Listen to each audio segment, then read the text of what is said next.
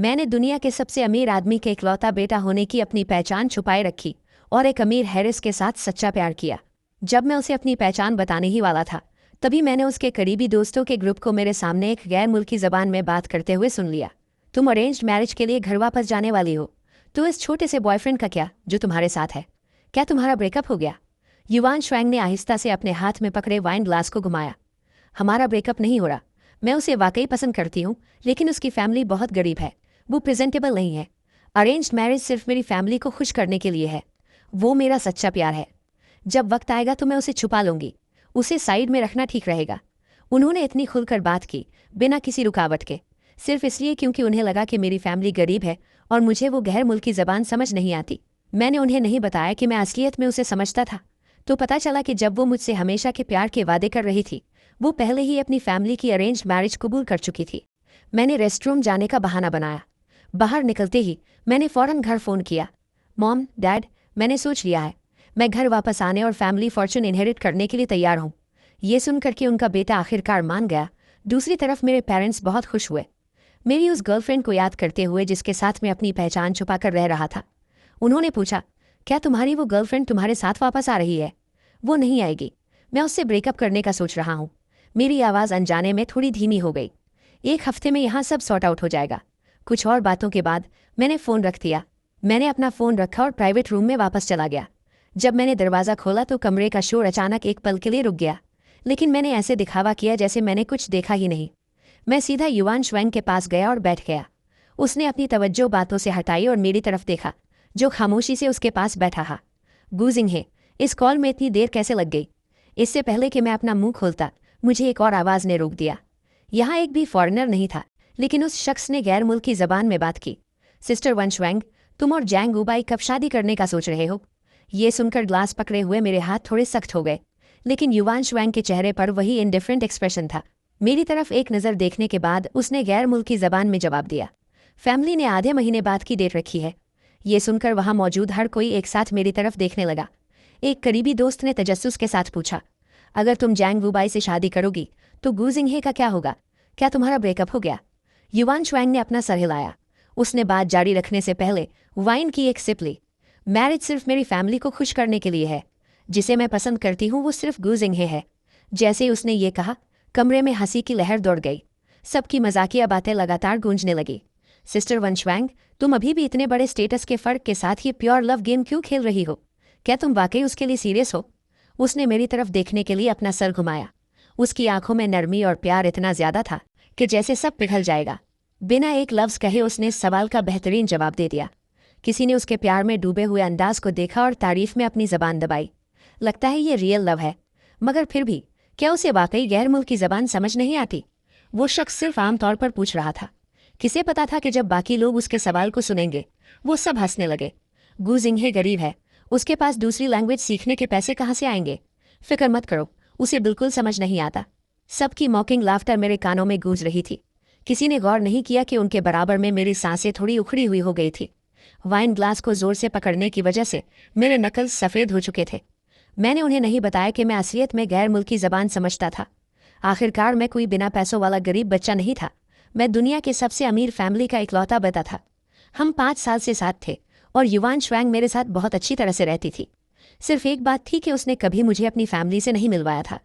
पहले मुझे लगा कि वो हमारे स्टेटस की फ़र्क की वजह से परेशान थी। आखिरकार यही फैमिली हायन में एक मशहूर और प्रेस्टीजियस फैमिली थी। इसलिए मैंने पहले ही उसे अपनी आइडेंटिटी रिवील करने का प्लान बना लिया था। मैं सबसे अमीर आदमी का इकलौता बेटा हूँ। मैं बस हमेशा अपने पेरेंट्स के प्रोटेक्टिव विंग्स में नहीं रहना चाहता था। इसलिए मैंने अपनी आइडेंटिटी छुपाने और तजुर्बा हासिल करने के लिए बाहर निकलने का फैसला किया। मगर टाइमिंग का कोइंसिडेंस तो देखो। 3 दिन पहले मैंने उसकी स्टडी में एक रेड वेडिंग इन्विटेशन देखा। ग्रूम जैंग फैमिली का यंग मास्टर था और ब्राइड युवान श्वैंग थी। पता चला कि जब मैं और वो एक दूसरे के इश्क में पागल थे, वो पहले ही अपने फैमिली की अरेंज्ड मैरिज मान चुकी थी। पता चला कि वो मुझे बहला रही थी, मुझे अपना हस्बैंड कह रही थी, जबकि वो किसी ऐसे शख्स से शादी करने में बिजी थी जिसकी सोशल स्टैंडिंग बराबर थी और जिसे उसकी फैमिली ने हस्बैंड के तौर पर माना था। उस पल मुझे अचानक महसूस हुआ कि अब कहने को कुछ नहीं बचा। अब से मैं शादी करूंगा और अपने फैमिली का बिजनेस इनहेरिट करूंगा। हम दोनों के सामने ब्राइट फ्यूचर है। ड्रिंक्स के 3 राउंड्स के बाद सब ने बातें करते हुए अच्छा वक्त गुजारा।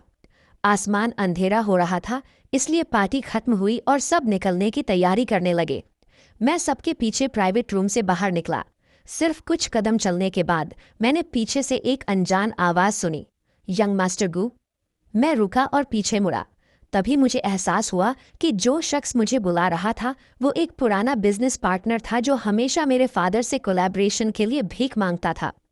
मैं अंदर ही अंदर ठंडी सांस लिए बिना नहीं रह सका। मैं अपनी आइडेंटिटी एक्सपोज नहीं करना चाहता था। मैं मामले को संभालने का कोई रास्ता सोच रहा था।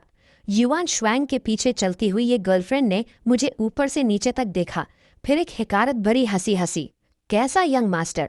शिंग हे ने जो कपड़े पहने हैं, क्या उनकी कीमत 300 युआन से ज़्यादा भी है? वो भला कैसे एक यंग मास्टर हो सकता है? कितना बड़ा मजाक है। इन अल्फाज ने फ़ौरन मजाक उड़ाने वाली हंसी का सिलसिला शुरू कर दिया। वो कोई फॉरेन लैंग्वेज नहीं बोल रहे थे। मैंने उनका मजाक साफ सुना, लेकिन मेरे चेहरे पर कोई एक्सप्रेशन नहीं था। इसके उलट युआन श्वैंग को गुस्सा आ गया। उसने उस शख्स को एक ठंडी वार्निंग वाली नज़र से देखा। वो शख्स थोड़ा डरता हुआ रुक गया और फिर इतनी लापरवाही से नहीं हंसा। दूसरे लोग भी वार्निंग वाली नज़र मिलने के बाद धीरे धीरे खामोश हो गए। उनकी आवाज़ें धीमी हो गई। वो शख्स पीछे नहीं आया। मैं युआन श्वैंग के पीछे चला। घर के रास्ते में हम दोनों ने कुछ नहीं कहा। जब हम घर पहुंचे, उसने अपने शूज़ चेंज किए और फिर अचानक बोली, मैं तुम्हें अब ऐसी गैदरिंग्स में नहीं ले जाऊंगी। मेरा एक्सप्रेशन काम रहा। अगरचे मुझे इनडायरेक्टली उसके सर्कल ऑफ फ्रेंड्स से निकाला जा रहा था, पर मुझमें कोई तब्दीली नहीं आई। मैंने बस अपना मुंह खोला और एक सवाल पूछा, क्या इसलिए कि तुम्हें लगता है कि मैं तुम्हें एम्बैरस कर रहा हूँ? वो हंसी और मुझे हक करने वाली थी, लेकिन मैं हट गया। उसके पास एक्सप्लेन करने के सिवाय कोई रास्ता नहीं था। तुम क्या सोच रहे हो? मैं बस नहीं चाहती कि तुम्हें बुरा लगे, लेकिन हमारी स्टेटसेस अलग हैं। कभी ना कभी हमें इस सिचुएशन का सामना करना ही पड़ेगा। क्या तुम्हारी फैमिली तुम्हें एक अरेंज्ड मैरिज के लिए मजबूर नहीं कर रही? मैंने उसकी तरफ देखा। उसके एक्सप्रेशन में गिल्ट का एक इशारा ढूंढने की कोशिश की, मगर अलायंस लव्स सुनने के बाद भी युआन श्वैंग का एक्सप्रेशन सिर्फ एक पल के लिए सख्त हुआ। वो जल्दी ही नॉर्मल हो गया। शिंग हे, तुम्हें बस ये जानने की ज़रूरत है कि जिस शख्स से मैं प्यार करती हूँ वो तुम हो। इतना काफ़ी है। रही बात दूसरे मामलात की, तो मैं उन्हें सॉल्व करने का कोई रास्ता निकाल लूँगी। अगर मैंने गौर से ना देखा होता तो मुझे सच में उसमें कुछ भी अनयूजुअल नज़र ना आता। बोलने के बाद युआन श्वैंग बाथरूम में अपना चेहरा धोने चली गई। उसे जाते हुए देखकर मैंने कुछ नहीं कहा, लेकिन मैं सोचे बिना ना रह सका। तुम्हारा सो कॉल्ड सोल्यूशन, क्या ये अपनी फैमिली की बात मानना है? एक शख्स से शादी करो और दूसरे को साइड पर रखो। ज़्यादा दूर नहीं, बेड साइड टेबल से एक मैसेज नोटिफिकेशन की आवाज़ आई। वो युआन श्वैंग का फ़ोन था। उसने कभी अपना पासवर्ड मुझसे नहीं छुपाया था। मैंने आसानी से उसका फ़ोन अनलॉक किया और मैसेजेस देखने गया। वो जियांग वू की तरफ से था। युआन श्वैंग, हमें कल दोनों पेरेंट्स से मिलना है। अगर तुम आज रात यहाँ नहीं रुकती तो क्या एल्डर्स को पता चल जाएगा कि हम फेक मैरिज कर रहे हैं? मैं जानता हूँ कि जिसे तुम प्यार करती हो वो तुम्हारा बॉयफ्रेंड है, लेकिन कम से कम इन कुछ दिनों के लिए क्या तुम मेरी इज्जत रख सकती हो? अगरचे उसके अल्फाज आजिज़ी भरे लग रहे थे, मैं उसके इरादे समझ सकता था। पहले उसने पेरेंट्स का बहाना बनाया ताकि वो उसके साथ रहने की भीख मांगे, और बाद में क्या होगा? वो बस स्टेप बाय स्टेप इसी बहाने का इस्तेमाल करता रहेगा और ज़्यादा डिमांडिंग होता जाएगा। मगर अब इसका मुझसे कोई लेना देना नहीं था। मैं पहले ही जाने का फैसला कर चुका था। ये सोचते हुए मैंने मैसेज को अनरेड मार्क किया और फ़ोन वापस वहीं रख दिया जहां वो था। थोड़ी देर बाद युआन श्वैंग चेहरा धोकर बाहर आई। उसने लापरवाही से अपना फ़ोन उठाया देखने के लिए। अगले ही सेकंड उसने माजरत भरी नज़र से मेरी तरफ देखा। शिंग हे, कंपनी में कुछ अर्जेंट काम आ गया है और मुझे जाना होगा। मैं आज रात वापस नहीं आऊँगी। तुम्हें घर पर आराम करना चाहिए। वो जल्दी में निकल गई, मेरे रिएक्शन का इंतज़ार किए बिना। ना ही उसने ये नोटिस किया कि मैं हमेशा उसे दरवाजे तक छोड़ने जाता था और उससे शिकायत करता था, इस उम्मीद में कि वो मेरे साथ ज़्यादा वक्त गुजार सके। मगर इस बार मैंने उसे रोकने की बिल्कुल कोशिश नहीं की। उसे दूर और दूर जाते हुए देखता रहा। डिंग। युआन श्वैंग के जाने के थोड़ी देर बाद मेरे फ़ोन पर भी एक मैसेज आया। अगर मैं बस एक बार कह दूं तो युआन श्वैंग फिर भी मेरे पास आएगी। हम कल दोनों पेरेंट्स से मिल रहे हैं। एक बार हमारी सच में शादी हो गई तो तुम क्या चीज होगे? एक ऐसा लवल जो रोशनी में नजर नहीं आ सकता।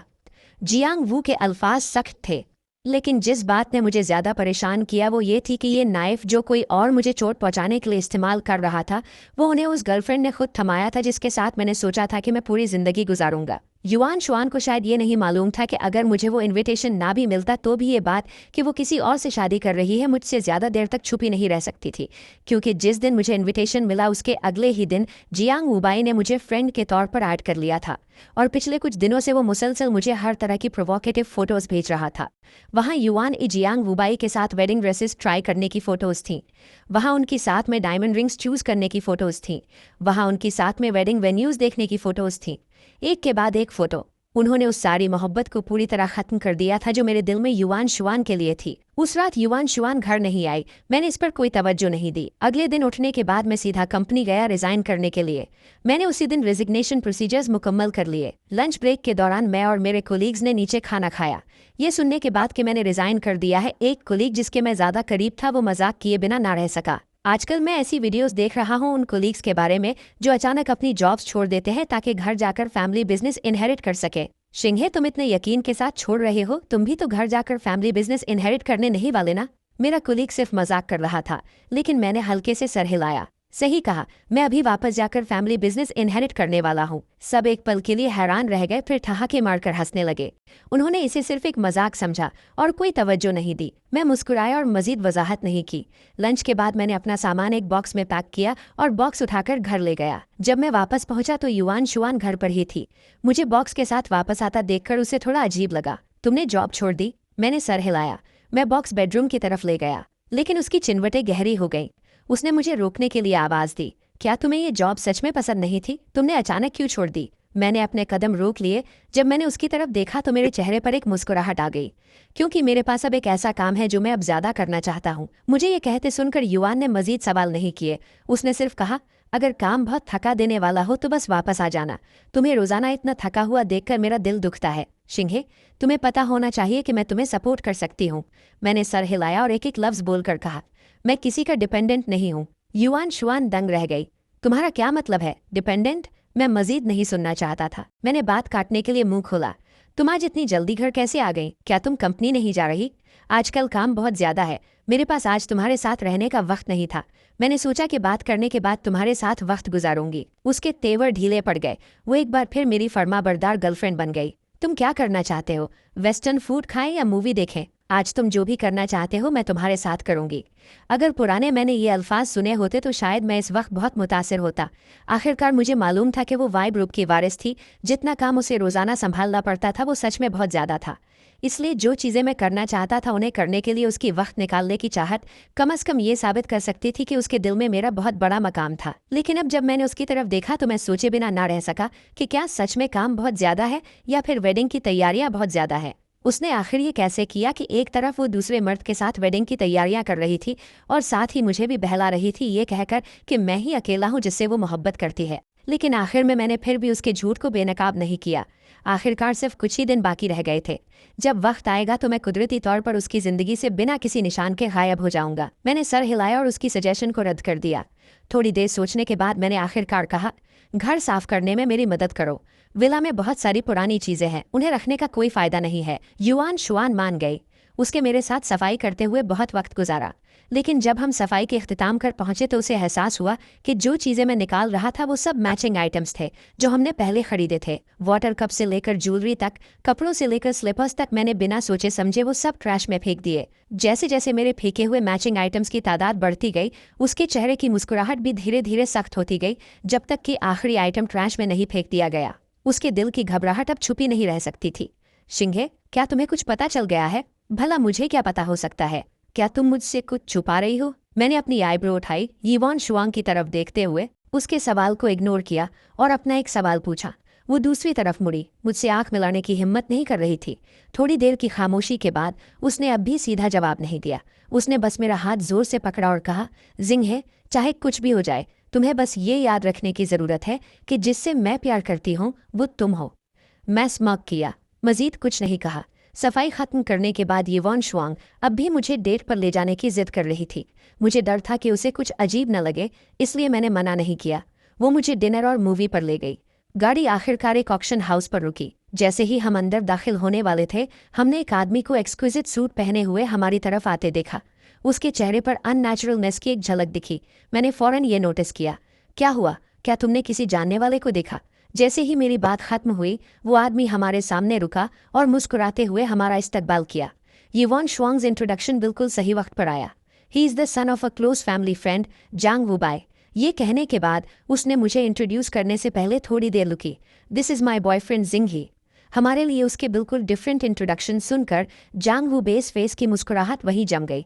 एक लम्हे बाद उसने फिर भी manage to force a smile और अपना हाथ मेरी तरफ बढ़ाया। मैंने बहुत पहले से सुना था कि येवॉन शुआंग्स बॉयफ्रेंड बहुत हैंडसम है। आज तुमसे मिलकर लगा कि तुम वाकई अपनी रेपुटेशन के मुताबिक हो। जब वो बात कर रहे थे, गर्लफ्रेंड्स का ग्रुप जो उस दिन मेरे सामने फॉरेन लैंग्वेज में बात कर रही थी और मेरा मॉक कर रही थी, वो भी पास आ गई। मेरी नज़र से बचकर उन्होंने येवॉन शुआंग को विंक किया। तब मुझे रियलाइज़ हुआ कि ये एनकाउंटर कोई कोइंसिडेंस नहीं था। उन्होंने इंटेंशनली जांग वुबे को यहाँ लाया था। मेरे अंदर गुस्से की आग भड़क उठी, लेकिन इस सिचुएशन में अगर मैंने अचानक अपना टेम्पर खोया तो बात समझाना और मुश्किल हो जाता। इन सर्कमस्टांसिस में मैं सिर्फ अपना सारा गुस्सा सप्रेस कर सकता था। ऑक्शन में जांग वू बेस सीट बिल्कुल येवॉन शुआंग के साथ थी। अपने प्रोवोकेटिव टेक्स्ट्स के बरक्स इन पर्सन वो नॉलेजेबल और वेल स्पोकन था। ये जानते हुए कि येवॉन शुआंग को पोर्सलिन में इंटरेस्ट है, उसने अपनी कॉन्वर्सेशन इसी टॉपिक के इर्द गिर्द रखी। येवॉन शुआंग भी शुरुआती रेजिस्टेंस के बाद ग्रेजुअली उसकी तरफ झुकने लगी, जब तक मैंने खांसी नहीं की। तब जाकर येवॉन शुआंग को याद आया कि वो मुझे इग्नोर कर रही थी। उसने फौरन नरम आवाज़ में कहा, आर यू बोर्ड? जिंघे, मुझे पता है तुम्हें इन चीज़ों में इंटरेस्ट नहीं है। अगर तुम्हें कुछ पसंद आए तो तुम उस पर सीधा बिड लगा सकते हो। मैंने अभी कुछ कहा भी नहीं था कि हमारे पीछे बैठी गर्लफ्रेंड्स के ग्रुप की विस्पर्स दोबारा शुरू हो गई। अगरचे उन्होंने अपनी आवाज़ नीची रखने की कोशिश की क्योंकि वो सिर्फ एक रू पीछे थे, मैं उन्हें क्रिस्टल क्लियर सुन सकता था। सिस्टर येवॉन शुआंग वाकई इसकी इज्जत बचाना जानती है। अगर इसका इंटरेस्ट हो भी तो क्या, इसे कुछ पता ही नहीं है। मुझे डर है कि इसे पैडल उठाना भी नहीं आता होगा। सही कहा, एक अपर क्लास ऑक्शन, ये यकीनन इसका फर्स्ट टाइम होगा। उनमें से कई ने मेरी तरफ डिस्डेन से देखते हुए कहा। वो इसे विस्परिंग कह रही थी, लेकिन मुझे लगा वो इंटेंशनली ये मुझे सुनाने के लिए कह रही थी। मैंने कोई बहस नहीं की। आखिरकार अगली बार जब हम मिलेंगे तो उन्हें मेरे सामने रिस्पेक्टफुली खड़ा होना पड़ेगा और मुझे यंग मास्टर गू कहकर पुकारना होगा। इस पॉइंट पर प्रीवियस आइटम बिक चुकी थी और नेक्स्ट आइटम सामने लाई गई। ये एक जेड स्कल्पचर था जिसका नाम पाइन एंड क्रेन लॉन्जेविटी था। क्वालिटी सुपर्ब थी। सबसे ज़रूरी बात यह थी कि ऑक्शनियर के इंट्रोडक्शन ने क्लेम किया कि ये जैन शैंग का काम है, जो जेड कार्विंग के ग्रैंड मास्टर है। जैसे ही उसने ये इंट्रोडक्शन सुना, जांग वू फौरन एक्साइटेड हो गया। उसने अपने हाथ में बिडिंग पैडल उठाया। येवॉन शुआंग, ये पीस हाईली कलेक्टेबल है। ग्रैंडमा की बर्थडे परसों है, ये उनके लिए परफेक्ट बर्थडे गिफ्ट होगा। जब मैंने जैन शैंग का नाम सुना, मैंने सबकॉन्शियसली स्टेज पर रखी आइटम की तरफ देखा। बस एक नज़र देखा और अपनी नज़रें हटा ली। मेरी पुरसुकून आवाज़, जिसमें कोई रिपल ऑफ इमोशन नहीं था, जांग वू बे के सर पर ठंडे पानी की बाल्टी की तरह थी। This one is a fake. Zhang Wubai ने डिसबिलीफ से मेरी तरफ देखा। वो पूछने ही वाला था कि मुझ जैसे कंट्री बम्पकिन को क्या पता होगा, लेकिन येवॉन शुआंग को अपने साथ बैठा देखकर उसने अपना गुस्सा सप्रेस किया और हंसते हुए कहा, मिस्टर गू ने ये कैसे पता लगाया? क्योंकि असली वाला पहले ही यंग मास्टर गू, जो रिचेस्ट मैन का बेटा है, उसने अपनी दादी को दे दिया है। दुनिया में ऐसा सिर्फ एक ही है, असली उनके घर पर है, इसलिए स्टेज पर जो है वो डेफिनेटली एक फेक है। मैं बस एक काइंड रिमाइंडर दे रहा था। लेकिन जैसे ही मैंने ये कहा, जांग वू बे अचानक जोर से हंसने लगा। यहाँ तक कि हमारे पीछे बैठी येवॉन शुआंग की गर्लफ्रेंड्स का ग्रुप भी बिना रुके मजाक उड़ाते हुए हंसने लगा। अगर तुम्हें नहीं पता तो प्रिटेंड मत करो। How embarrassing. सही कहा, रिचेस्ट मैन के बेटे ने दिया है। क्या तुम बेड के नीचे छुपकर अपनी आंखों से देख रहे थे? सिर्फ इसलिए कि तुम्हारा लास्ट नेम भी गू है।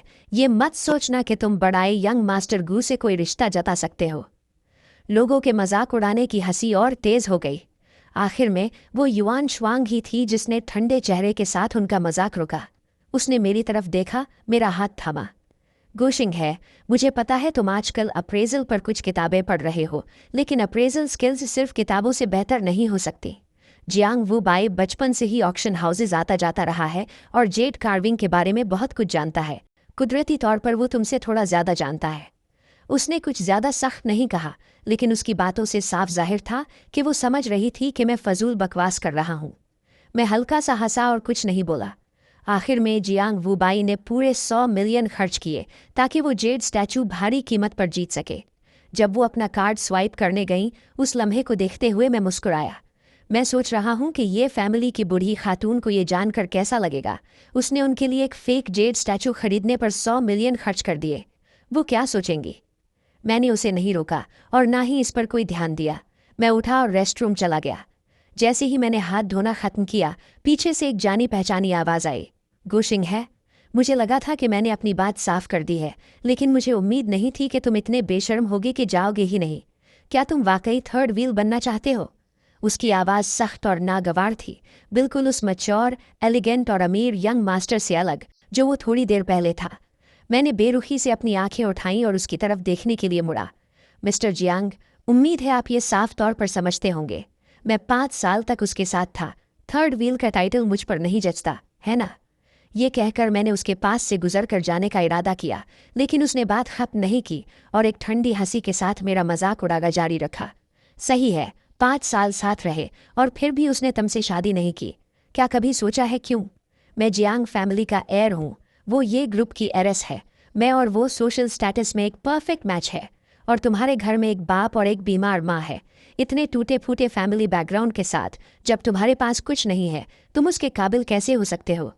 मेरे कदम लड़खड़ा गए। ये फैमिली बैकग्राउंड तो सिर्फ कुछ ऐसा था जो मैंने खुद बनाया था, लेकिन मुझे वाकई उम्मीद नहीं थी कि युआन शुआंग ये सब जियांग वुबाई को बता देगी। मैं खुद पर तंज करते हुए हंसे बिना न रह सका। अगर मेरा वाकई ऐसा बैकग्राउंड होता तो क्या ऐसा होता कि जिसे वो अपना बॉयफ्रेंड कहती थी, जिससे वो प्यार करने का दावा करती थी, उसने दूसरे मर्द को मुझे तकलीफ देने के लिए दूसरा चाकू दे दिया? वाकई नाकाबिल। मेरे दिल में दर्द हुआ और मैं जियांग वुबाई को देखने के लिए पीछे मुड़ा। मेरे दिल में दबी हुई कोफ्त अचानक खत्म हो गई। तुम दोनों ही एक दूसरे के लिए बने हो।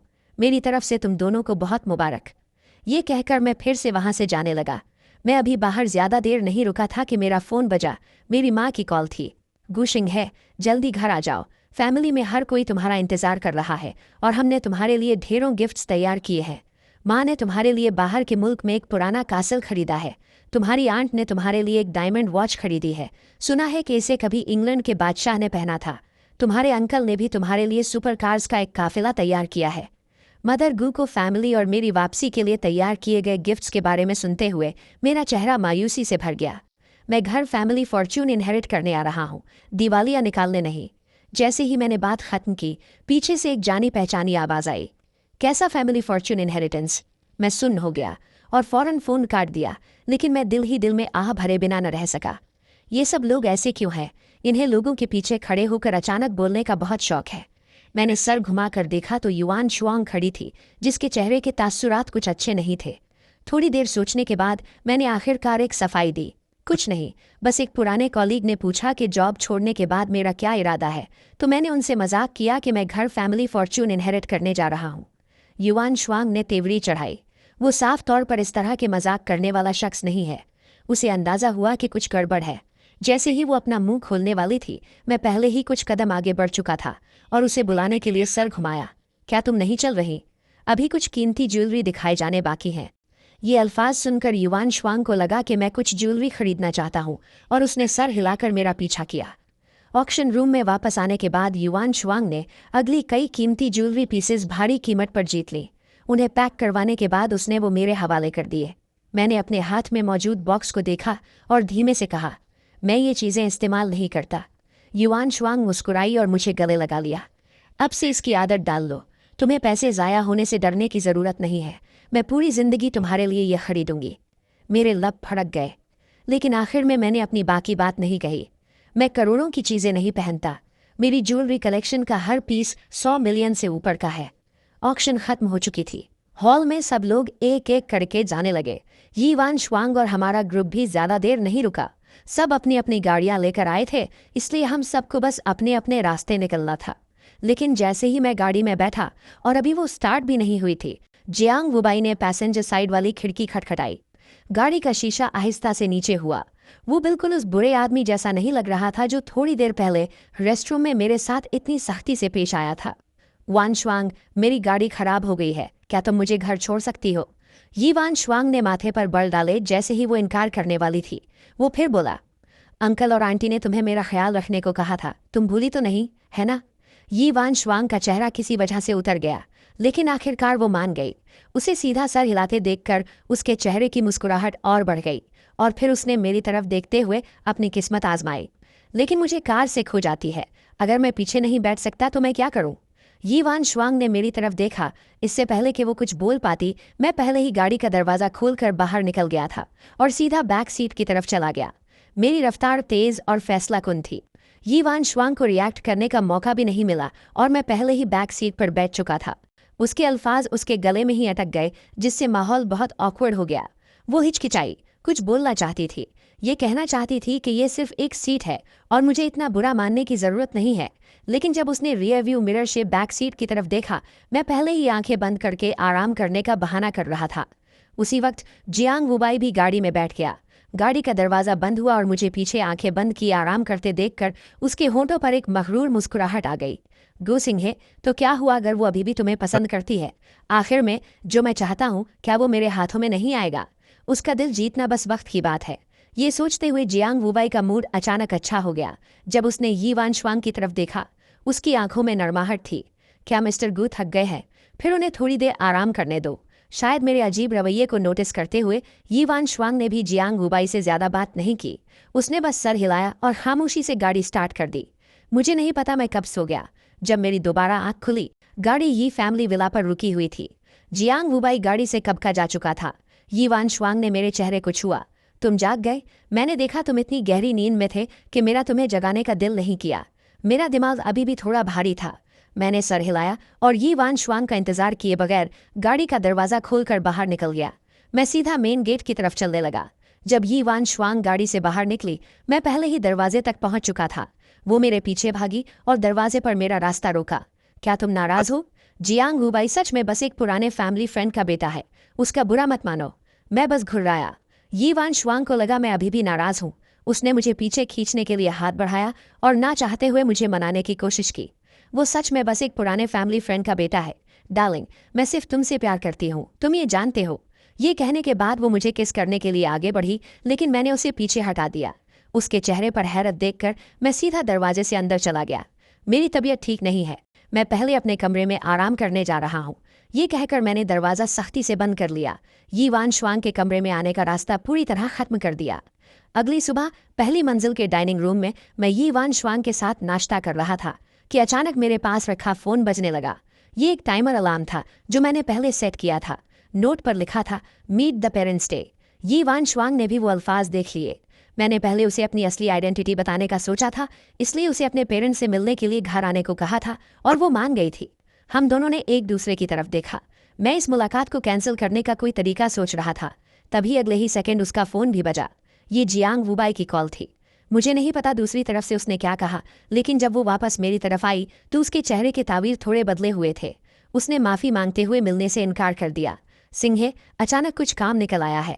क्या मैं अगली बार तुम्हारे साथ अंकल और आंटी से मिलने चल सकती हूँ?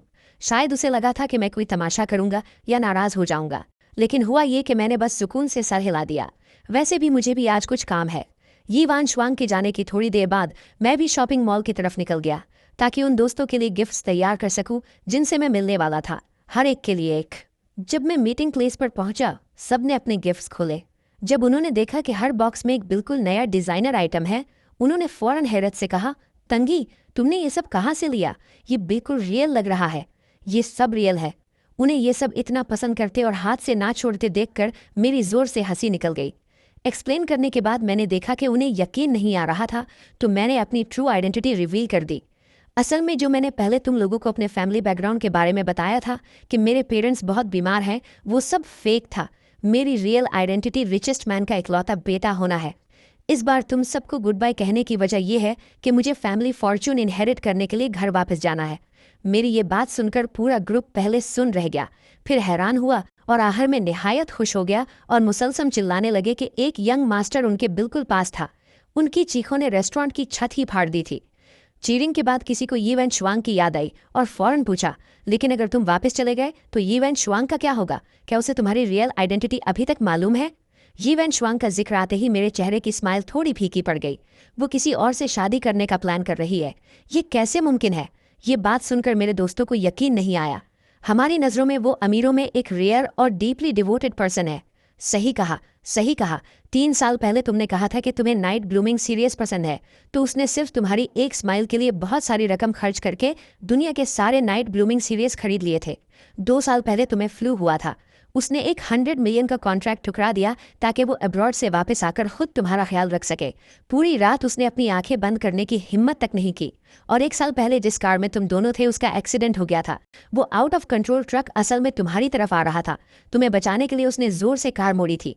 आखिर में तुम्हें कुछ नहीं हुआ, लेकिन उसकी 3 पसलियां टूट गई थीं और वो 3 महीने तक हॉस्पिटल बेड कर थी, तकरीबन होश में ही नहीं आ रही थी। अब वो शादी कर रही है, ग्रूम तुम कैसे नहीं हो सकते? अपने दोस्तों से गुजरे हुए वाकयात सुनकर मुझे अभी भी अंदर से बहुत इमोशनल फील हुआ। यी वैन शुआंग उस वक्त सच्चा इश्क करती थी, मुझे इस हद तक चाहती थी कि अपनी जान की परवाह तक नहीं करती थी। लेकिन अब मैंने अपना सर हिलाया और हल्का सा हंसा। वो मुझसे प्यार करती है, लेकिन उसकी फैमिली को लगता है कि मेरा स्टेटस उसके लायक नहीं है। मुझे सच बोलने का मौका तक नहीं मिला। उससे पहले ही उसने वेडिंग इन्विटेशंस प्रिंट करवा लिए थे। उसकी बातों से लग रहा था कि वो शायद चाहती है कि शादी के बाद मैं उसका लवर बनकर रहूं। ये सुनकर मेरे भाइयों का गुस्सा फट पड़ा। क्या लवर? रिचेस्ट मैन के इकलौते बेटे को लवर बनाना? यूथ फैमिली जरूर पागल हो गई होगी। ठीक है, ठीक है, ठीक है। एक वक्त आएगा जब उसे पछतावा होगा, लेकिन अगर उसे पता चला कि तुम चुप कर जा रहे हो और उसकी फैमिली को तुम्हारी ट्रू आइडेंटिटी का पता चला, तो वो जरूर पागल हो जाएंगे। बिल्कुल तभी यी वैन शुआंग और जियांग वू बाहर से अंदर आए। उनकी बातें सुनकर उसने तेवरियां चढ़ाई। कौन सी ट्रू आइडेंटिटी? उन्हें एक साथ अंदर आते देखकर एक गुस्से से भरा दोस्त बोलने ही वाला था, लेकिन मैंने उसे रोक दिया। मैंने उन दोनों की तरफ देखा जो अभी अंदर आए थे। मेरे एक्सप्रेशन कोल्ड थे। तुम दोनों यहाँ क्यों हो? मेरा सवाल सुनकर यी वैन शुआंग थोड़ा गिल्टी फील करने लगी। उसकी नज़रें कतरा रही थी। हमारी दोनों फैमिलीज की इत्तेफाक से एक कोलैबोरेशन है, इसलिए हमने मिलने और डिस्कस करने का प्लान किया था। उसका जवाब सुनकर मैं फिर हंसा। बेशक मुझे उनकी कोलैबोरेशन के बारे में पता था, एक मैरिज कोलैबोरेशन, क्योंकि उन्हें अपनी कोलैबोरेशन डिस्कस करनी थी। जी वैन शुआंग और जियांग वू उनके साथ नहीं बैठे, बल्कि पास ही एक अलग टेबल पर बैठ गए। ज्यादा दूर नहीं, बस इतना पास कि मैं उनके दरमियान इंटीमेट एक्शंस देख सकूं। मसलन उसने उसका स्टेक कट करने में मदद की, उसने अपना फेवरेट फूड उसके साथ शेयर किया, उसने उसे नैपकिन पकड़ाया, उसने उसके मुंह का गंदा कोना साफ करने में मदद की। उन दोनों की हरकतों ने मेरे दोस्तों को आग बबूला कर दिया, लेकिन मैं काम रहा। खाना खत्म करने के बाद हमारी गैदरिंग भी खत्म हो गई। यी वैन शुआंग ने फिर मुझे और जियांग वू को घर छोड़ने की ऑफर की। शायद पैसेंजर सीट पर पिछली लड़ाई से सबक लेकर इस बार यी वैन शुआंग ने अपना लेसन सीख लिया था। उसने फैसला कुन अंदाज में अपनी फैमिली की स्ट्रेच्ड रोल्स रॉयस मंगवाई, जिसे ड्राइवर चला रहा था। जाहिर है अब वो पैसेंजर सीट पर नहीं जाएगी। कार सुकून से जियांग फैमिली के घर की तरफ बढ़ रही थी। रास्ते साफ थे। किसी ने तवक्को नहीं की थी कि इस मौके पर एक्सीडेंट हो जाएगा। एक आउट ऑफ कंट्रोल ट्रक दूसरी तरफ से तेजी से आया। ड्राइवर ने फितरी तौर पर स्टीयरिंग व्हील घुमाया और बस एक जोरदार धमाका सुनाई दिया। दोनों गाड़ियां फिर भी टकरा गई और कार की विंडो टूट गई, जबकि मैं दूसरी तरफ गिरा। मैंने देखा कि यी वैन शुआंग अपने बराबर में जियांग वू को ढाल बनकर बचा रही है। न सिर्फ उसने उसे चोट लगने से बचाया, बल्कि उसे दिलासा भी दिया। मेरा होश खोने लगा। मुझे अचानक वो एक्सीडेंट याद आया जिसका मेरे दोस्तों ने अभी जिक्र किया था। हमें साथ रहते 4 साल हो चुके थे। उसके लिए मेरे जज्बात अभी भी अपने उरूज पर थे। ये भी बिल्कुल ऐसा ही इंटरसेक्शन था। एक ट्रक तेज रफ्तार से आ रहा था। मेरी साइड वही थी जहां ट्रक टकराने वाला था। खौफ के बीच मुझे एहसास हुआ कि मैं उस ट्रक से नहीं बच सकता था। मैं सिर्फ इतना कर सका कि गाड़ी को मोड़ दिया ताकि मेरी साइड पर इम्पैक्ट पड़े। गाड़ी का अगला हिस्सा अंदर धंस गया। वो ड्राइवर सीट पर फंस गई थी। फायर फाइटर्स और डॉक्टर्स ने उसे रेस्क्यू करने के लिए काफ़ी देर तक साथ काम किया। आखिरकार उसे गाड़ी से निकाल लिया गया। उस दिन वो मरते मरते बची थी, लेकिन फिर भी जब खतरे से बाहर होने के बाद उसकी आँख खुली तो सबसे पहले उसने मेरी खैरियत पूछी। अब फिर से एक कार एक्सीडेंट हुआ है। फ़र्क सिर्फ इतना है कि इस बार जिसे उसने इंस्टिंक्टिवली बचाया वो मैं नहीं हूँ। स्ट्रेच्ड रोल्स रॉयस का पिछला हिस्सा इतनी बुरी तरह तबाह हो गया था कि पहचाना नहीं जा रहा था, जब तक सब गाड़ी से बाहर नहीं आ गए। युवान शुआंग अभी भी जियांग बुबाई को संभाल रही थी। आखिरकार उसने मुझे देखा, जो खामोशी से अपना खून बहता हुआ माथा पकड़े हुए था। खुशकिस्मती से मेरी चोट ज्यादा गहरी नहीं थी। हॉस्पिटल में पट्टी करवाने के बाद कोई मसला नहीं था, लेकिन सर की चोट की वजह से डॉक्टर ने 2 दिन ऑब्जर्वेशन के लिए हॉस्पिटल में रहने का मशवरा दिया। युवान शुआंग में मेरे सर पर लगी गॉज को देखा। उसका चेहरा शर्मिंदगी से भरा था। जिंगी, मुझे माफ़ कर दो। उस वक्त मैंने सिर्फ ये सोचा कि थोड़ी देर में मेरी जियांग वुबाई के साथ एक कोलैबोरेशन है जिसमें हमें साथ जाना है। उसका चेहरा जख्मी नहीं हो सकता था, इसलिए मैंने उसे बचाया। तुम चाहे मुझे मारो या डांटो, मैं सब बर्दाश्त कर लूंगी, बस प्लीज़ मुझे इग्नोर मत करो। ठीक है। गलती मानने का उसका अंदाज बहुत सच्चा था। वजह भी माकूल लग रही थी। अगर मुझे उनकी वेडिंग याद ना होती, जो आधे महीने से भी कम वक्त में होने वाली थी। मैंने अपनी आंखें नीची कर ली और कुछ नहीं कहा। ना मैंने ये कहा कि मैंने माफ़ नहीं किया और ना ही ये कहा कि माफ़ कर दिया है। शुरू से आखिर तक मेरे चेहरे के एक्सप्रेशंस बिल्कुल पुरसुकून थे। युवान शुआंग की माफ़ी खत्म नहीं हुई। वो बार बार सॉरी बोलती रही। फिर अचानक उसे कुछ याद आया। उसकी आंखों में उम्मीद की एक किरण चमकी। तुम्हारा बर्थडे कुछ ही दिनों में है। क्या मैं तुम्हें तुम्हारा गिफ्ट पहले दे सकती हूँ? तुम्हें बर्थडे प्रेजेंट में क्या चाहिए? मैं तुम्हारे लिए खरीद दूंगी। ये सुनकर मैंने आखिरकार उसकी तरफ देखा, मगर मेरी आंखों में कोई जज्बात नहीं थे। फिर मेरे लिए 3 दिन बाद की शैंगचैंग की प्लेन टिकट खरीद दो। किस लिए? शैंगचैंग जाना है। वो थोड़ी हैरान हुई, लेकिन फिर फौरन उसने खुद ही जवाब सोच लिया। क्या तुम ट्रिप पर जाना चाहते हो? मैंने कोई वजाहत नहीं दी, बस सर हिला दिया। युवान शुआंग ने मजीद कोई सवाल नहीं पूछा और मेरे सामने ही अपना फ़ोन खोलकर शैंगचैंग की प्लेन टिकट खरीद ली। टिकट खरीदने के बाद उसने कहा कि वो आजकल बिजी है और उसके पास मेरे साथ जाने का वक्त नहीं है।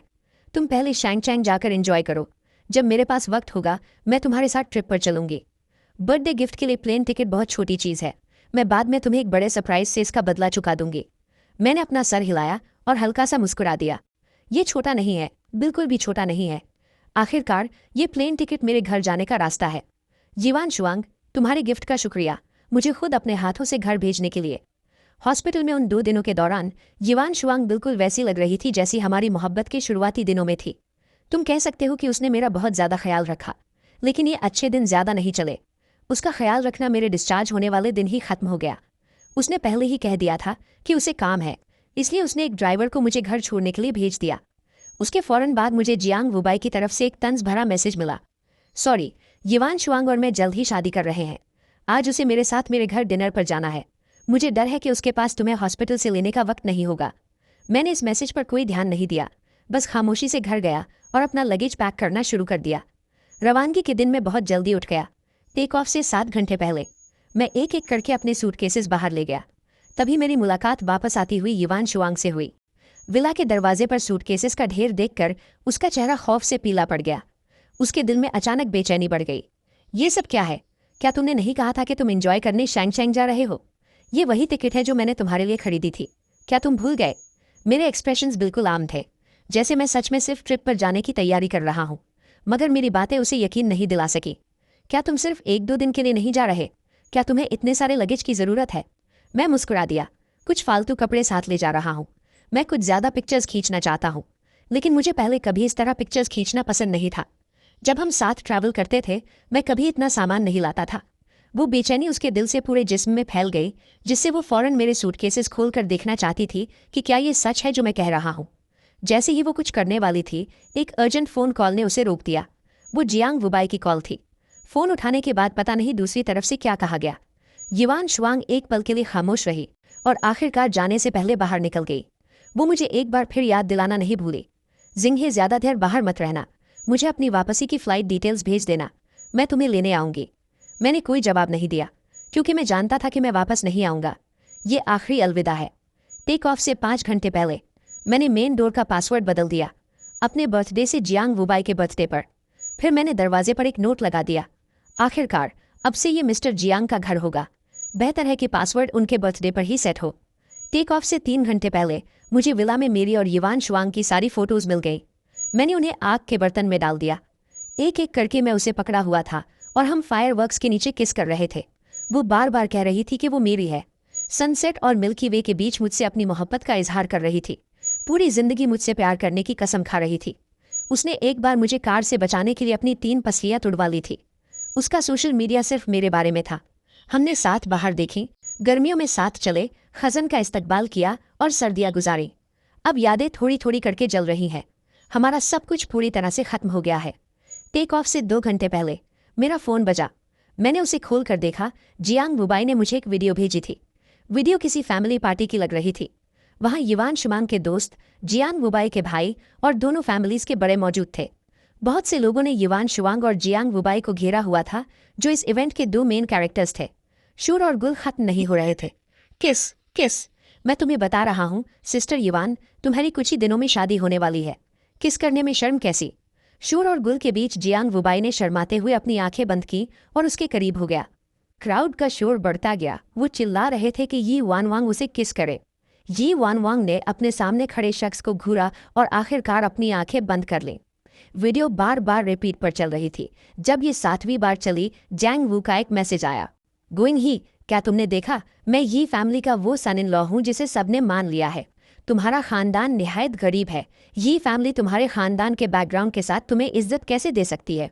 तुम मुश्किल से किसी भिखारी से शादी करने के लायक हो। तो क्या हुआ अगर वानवांग तुमसे प्यार करती है? मैं धीरे धीरे उसकी डिफेंसेस को तोड़ रहा हूँ। पहले उसने मेरे साथ फैमिली से मुलाकात की, फिर हम साथ रहते हैं, और अभी उसने मुझे किस भी किया। मुझे बताओ, तुम्हें क्या लगता है कितना वक्त लगेगा हमारे स्लीप टुगेदर करने में? मैंने उसके मैसेज का जवाब नहीं दिया। मैंने बस खामोशी से पिछले कुछ दिनों में भेजे गए प्रोवोकेटिव मैसेजेस लिए, एक एक करके, और उन सब का प्रिंट निकाल लिया। मैंने उन्हें एक स्टैक में लगाया और खाली लिविंग रूम में रख दिया। टेक ऑफ से 1 घंटा पहले मैंने उन प्रिंटेड पेपर्स के स्टैक पर अपने आखिरी अल्फाज छोड़े, यी वानवांग, हैप्पी वेडिंग, हम खत्म हो चुके हैं। उसके बाद मैंने अपना सूटकेस घसीटा और विला कॉम्प्लेक्स से निकल गया। मैंने टैक्सी पकड़ी और एयरपोर्ट की तरफ निकल गया। यी वानवांग, अब से मैं अपनी चिबल फैमिली का अमीर यंग मास्टर बनने जा रहा हूँ। तुम्हारे साथ मेरा अब कोई ताल्लुक नहीं। हो चैंग एयरपोर्ट। जैसे ही मैं एयरपोर्ट से अपना सूटकेस लेकर बाहर निकला, एक ऐसी कार जो पहली नज़र में ही महंगी लग रही थी, एक बुगाटी, पहले से ही बाहर इंतजार कर रही थी। जैसे ही उसने मुझे देखा, कार के बाहर इंतजार करते हुए आदमी ने फौरन मेरे लिए दरवाज़ा खोला।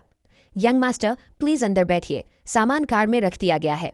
जैसे ही मैं कार में बैठा, मैंने ड्राइवर सीट पर बैठे आदमी से आम सी बातचीत की। अंकल दी, आप मुझे लेने क्यों आए हैं? फैमिली ड्राइवर कहाँ है? अंकल दी हंसे। उनकी आंखों के कोनों पर छोटी रिंकल्स ने उन्हें मजीद मेहरबान दिखाया। कार धीरे से चली, ट्रैफिक के बहाव में मर्ज होते हुए। उनकी आवाज़ आई, यंग मास्टर, आप सालों से वापस नहीं आए। जब मैंने सुना कि आप आज वापस आ रहे हैं, तो मैंने इस टास्क के लिए खुद को पेश किया। लगता है अंकल दी ने मुझे मिस किया। मैं मुस्कुराया, मेरी आंखों में टीजिंग का एक इशारा था। बहुत जल्द कार गू फैमिली विला के सामने रुकी। मैं कार से बाहर निकला और सीधा बी विला के अंदर चला गया। जब मैंने दरवाज़ा खोला, मेड्स का एक ग्रुप पहले से ही दरवाजे पर इंतजार कर रहा था। मुझे अंदर आते देख उनकी आवाज़ें और एक्शंस बिल्कुल एक साथ थीं। Welcome home young master. मैंने अपना हाथ अपने माथे पर रखा, थोड़ा हेल्पलेस महसूस करते हुए। अंकल लाई ने सूटकेस आगे किया और एक मेड ने उसे लिया और ऊपर ले गई। मेरी हेल्पलेस एक्सप्रेशन देखकर वो हंसे और बोले, मास्टर और मैडम रिचुअल्स को बहुत सीरियसली लेते हैं। जब उन्होंने सुना कि आप वापस आ रहे हैं, तो वो पूरी रात जागकर उन्हें वेलकम सेरेमनी के लिए ट्रेन करते रहे। वो अब लिविंग रूम में आपका इंतजार कर रहे होंगे। मैंने सर हिलाया। अगरचे ये वेलकम थोड़ा एक्स्ट्रावेगेंट था, मैंने मूड खराब करने के लिए कुछ नहीं कहा। मैं बस सीधा लिविंग रूम में चला गया। जैसा कि उम्मीद थी, लिविंग रूम लोगों से पैक्ड था। मेरे पेरेंट्स के साथ साथ मेरे अंकल और आंट सब यहाँ थे। मैं आगे बढ़ा और एक एक करके सबको ग्रीट किया। फिर मैं अपने पेरेंट्स के पास बैठ गया। उनके कंसर्न्ड एक्सप्रेशंस देखकर वो कंपोजर जो मैंने इतने वक्त से बरकरार रखा था, अचानक टूट गया। मेरे अंदर एक नाकाबिले बयान ग्रीवेंस का एहसास जाग उठा। बचपन से ही बड़ों ने मुझे बहुत लाड प्यार से पाला था। कभी कोई हार्डशिप नहीं सही जब तक कि मैंने अपनी आइडेंटिटी नहीं छुपाई और ट्रेनिंग के लिए हयांग गया, जहां मेरी मुलाकात यी वानवांग से हुई। उसे 5 साल तक डेट करते हुए मैंने उसे अपना पूरा सिंसियर दिल दिया। उस वक्त मैं सच में अपनी बाकी जिंदगी उसके साथ गुजारना चाहता था। मुझे ये यकीन भी था कि देर सवेर हम एक दूसरे के लिए वन एंड ओनली बन जाएंगे।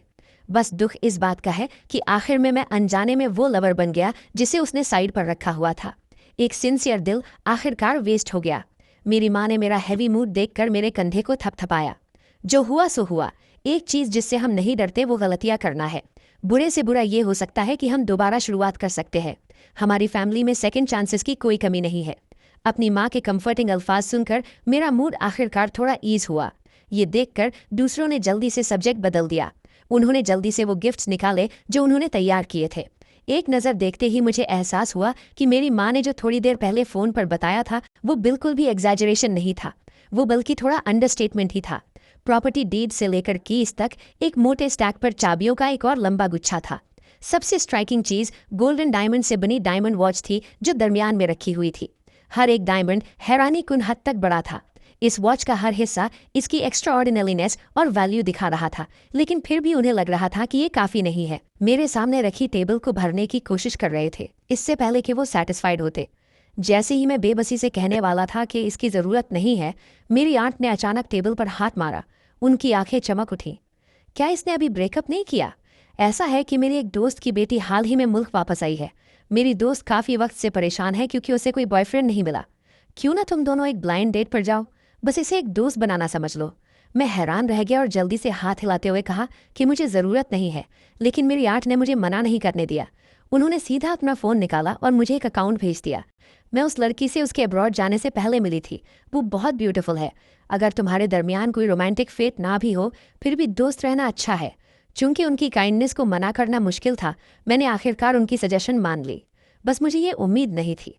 जब मैंने वो अकाउंट खोला जो उन्होंने भेजा था, मुझे पता चला कि मैं काफ़ी वक्त से उस पर्सन के साथ फ्रेंड्स था। मैंने देखने के लिए क्लिक किया, वहाँ कोई निकनेम नहीं था।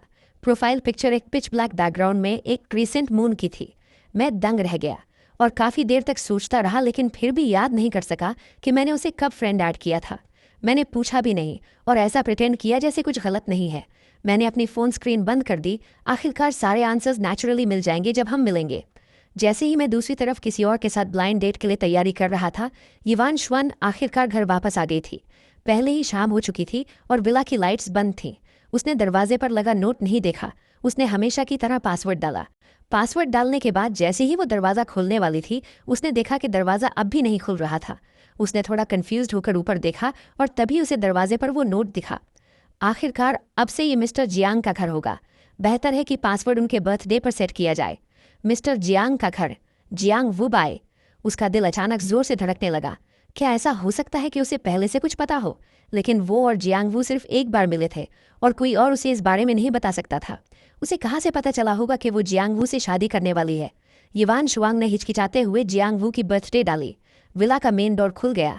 उसने लाइट्स ऑन की। विला खाली था। उसने अनजाने में पुकारा, एक्सिंग। उसकी आवाज़ विला में गूंजी, लेकिन काफ़ी देर तक कोई जवाब नहीं आया। तभी उसे अचानक याद आया कि मैं 2 दिन पहले हुआचांग गया था। मैं बहुत कम उसे इतनी देर के लिए छोड़ता था। ज़्यादातर वक्त मैं ही घर पर उसके वापस आने का इंतज़ार करता था, या फिर यूं कहें कि जब से हमने साथ रहना शुरू किया था, इस बार के अलावा पहले जब भी वो घर आती थी, मैं हमेशा घर पर उसका इंतज़ार कर रहा होता था। ये सोचकर यिवान शुआंग के दिल में अचानक थोड़ी बेचैनी पैदा हुई। उसने अचानक अपने दिल में खालीपन महसूस किया। क्या उसने सच में ऐसा कर दिया? लेकिन फिर से सोचने पर उसने इस ख्याल को झटक दिया, ऐसा कैसे हो सकता है? गुइंग मुझसे इतना प्यार करता है, शायद सिर्फ इस वजह से कि मैंने गुज़श्ता कुछ दिनों में उसके साथ कम वक्त गुजारा है, कि वो ओवर थिंकिंग कर रहा है और गलती से मेरे और जियांग वुबाई के रिलेशनशिप का अंदाज़ा लगा लिया है। लेकिन वक्त आने पर वो ज़रूर मेरे पास वापस आएगा, बस उसे थोड़ा कोक्स करना पड़ेगा। ये सोचते हुए उसने अपना माथा मला और लिविंग रूम की तरफ चल दी। लगता है उसे बाद में फ़ोन करके पूछना पड़ेगा कि वो कब वापस आ रहा है और उससे बात करनी होगी। लेकिन जब वो लिविंग रूम में पहुंची, इससे पहले कि वो कॉल कर पाती, उसकी नज़र लिविंग रूम की टेबल पर रखे पेपर्स के ढेर पर पड़ी। यिवान शुआंग रुकी नहीं, बल्कि उसकी तरफ तेजी से बढ़ी। बहुत जल्दी वो सोफा पर बैठ गई और उसने पेपर्स का ढेर उठा लिया। बिना ये जाने कि ये क्या है, उसके दिल में एक हल्की सी उम्मीद थी। एक्सिंग की तरफ से कुछ? क्या उसने ये मेरे देखने के लिए छोड़ा है? मैंने कहा था ना, वो बस नाराज़ है। वो सच में मुझे छोड़कर कैसे जा सकता है?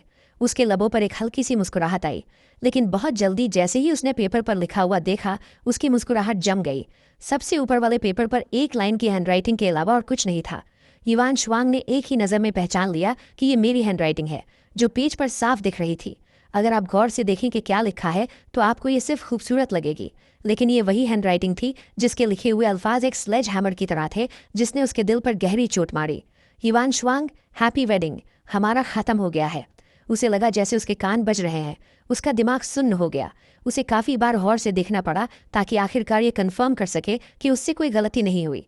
उसने वाकई लिखा था, हैप्पी वेडिंग, हमारा ख़त्म हो गया है। वो अब मुझे नहीं चाहता। वो ज़रूर मजाक कर रहा होगा। वो मुझे कैसे नहीं चाह सकता? उसका हाथ अनजाने में वो पेज पलटा और उसे फाड़ कर एक बॉल बनाकर दूर फेंक दिया। इस हरकत की वजह से दूसरे पेज का कंटेंट सामने आ गया। ये चैट हिस्ट्री की स्क्रीनशॉट का प्रिंटआउट था, जो उस दिन से रिकॉर्ड किया गया था जब वो फ्रेंड्स बने थे। मैंने कोई कॉन्टैक्ट नेम सेव नहीं किया था, इसलिए यिवान शुआंग सिर्फ उस पर्सन की प्रोफाइल पिक्चर और निक नेम देख सकती थी। उसे ये बहुत जाना पहचाना लगा, क्योंकि वो भी उस पर्सन की फ्रेंड थी। वो जियांग वुबाई था। पहला मैसेज जियांग वुबाई की तरफ से आधा महीने पहले भेजा गया था। उसने एक के बाद एक पेज पलटा। उसका दिल गहरी खाई में डूबता जा रहा था। मैंने सुना है कि तुम वो गिगो हो जिसे वांग ने साइट पर रखा है। मैं अपना इंट्रोडक्शन करवा देता हूँ। मेरा नाम जियांग वू है। मैं उसका फियांसे हूँ। मैं तुम्हें मशवरा देता हूँ कि स्मार्ट बनो और अभी चले जाओ, वरना जब मेरी और यान शुआंग की शादी होगी तो तुम्हारे लिए विला से निकाला जाना बहुत एम्बैरेसिंग होगा। जब तक मैं एक लफ्ज़ कहूँ, वांग मेरे पास ही आएगी। हम कल फैमिली से मिल रहे हैं। एक बार हमारी सच में शादी हो गई तो तुम हो क्या? एक जिगलो जिसे पब्लिक में नहीं देखा जा सकता। तो क्या हुआ अगर वो तुमसे प्यार करती है? उसने अभी मुझे किस किया। मुझे बताओ, तुम्हें क्या लगता है हम कितनी देर में साथ सोएंगे? बीच बीच में कभी कभार कुछ